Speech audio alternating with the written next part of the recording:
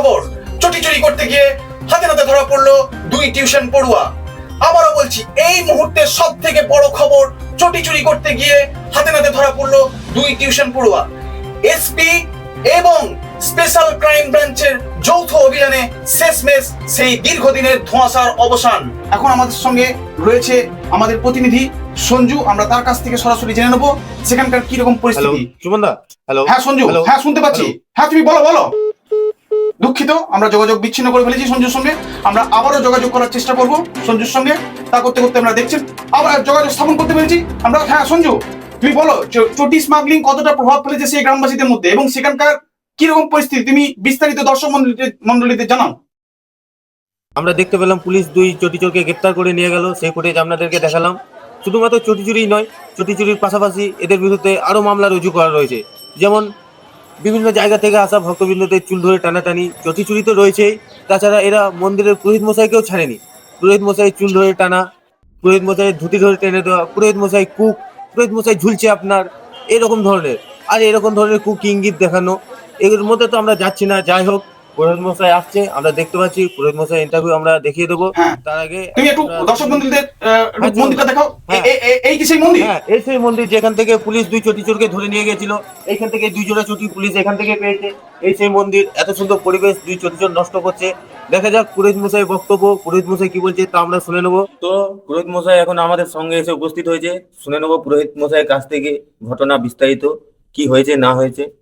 ঠাকুর মশাই বলুন, কি হয়েছিল এখানে? এখানে যে ভক্তবৃন্দরা আছে এখান থেকে প্রায় তাদের চটি উধাও হতে শুরু করে। তা কতদিন ধরে এই চটি চুরি হতে থাকে? প্রায় মাস তিনেক ধরেই চলছে।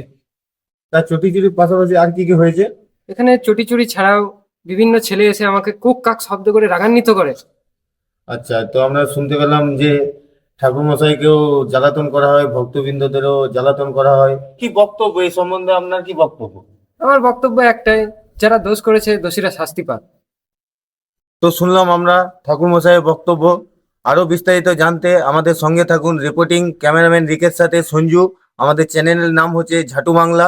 পিছিয়ে থাকে পিছিয়ে রাখে। ধন্যবাদ সঞ্জু, ধন্যবাদ। আমরা এখন চলে যাব সরাসরি এসপির কাছে। তিনি সাংবাদিক বৈঠক করছেন, তিনি সাংবাদিকদেরকে কি জানাচ্ছেন আমরা সেখানে জেনে নেব। হ্যাঁ, বিগত 10-12 দিন ধরে লোকাল থানায় ওই চটি চুরির কেস নিয়ে এফআইআর দর্জ হয়েছিল। পাশাপাশি পুরোহিতকে ইপটিজিং করা, ভক্তমণ্ডলীর চুল ধরে টানাটানি করা।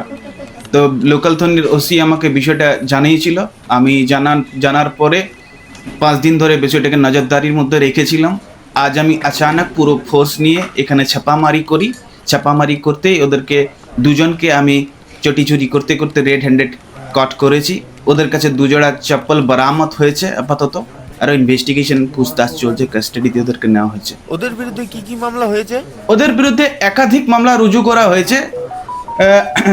চটি চুরির পাশাপাশি পুরোহিতকে ইপটিজিং করা, ভক্তমণ্ডলীর চুল ধরে টানাটানি করা, এখন আবার কি এসছে নতুন ট্রেন্ডিং এসছে এরকম ইশারা করা, ওগুলো সব রুজু করা হয়েছে। এখন চার্জশিট তৈরি হচ্ছে। এটাতে কি কোনো বড় ব্যক্তির যোগ বা সাজিশ রয়েছে? না, এখন কোনো বড় ব্যক্তির যোগ সাজিশ রয়েছে কিনা এটা আমি বলতে পারবো না, কারণ এটা ইন্টারন্যাশনাল ক্রাইম। তো বুঝতেই পাচ্ছেন, চপ্পল চুরি বিষয়টা আমাকে ভালো করে জানতে হবে, কারো বিরুদ্ধে তো ব্লেম দেওয়া যাবে না। তো এটা ইনভেস্টিগেশন কমপ্লিট হওয়ার পরে আমি আপনাদেরকে জানিয়ে দেবো যে কার যোগ সাজিশ রয়েছে কিনা। থাকতেই পারে, আবার নাও থাকতে পারে। হ্যাঁ হ্যাঁ, ঠিক আছে। হ্যাঁ হ্যাঁ হ্যাঁ, আমি 2 দিন ধরে খুব ব্যস্ত ছিলাম। হ্যাঁ, না সেটা আমি দেখেছি।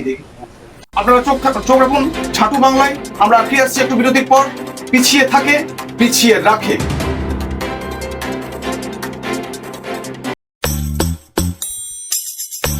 দেখো, আমাদের চ্যানেলের নাম হচ্ছে কি নাম আমরা জানি না।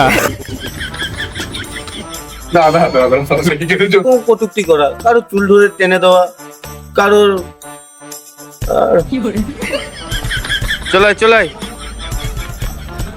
আয় রে।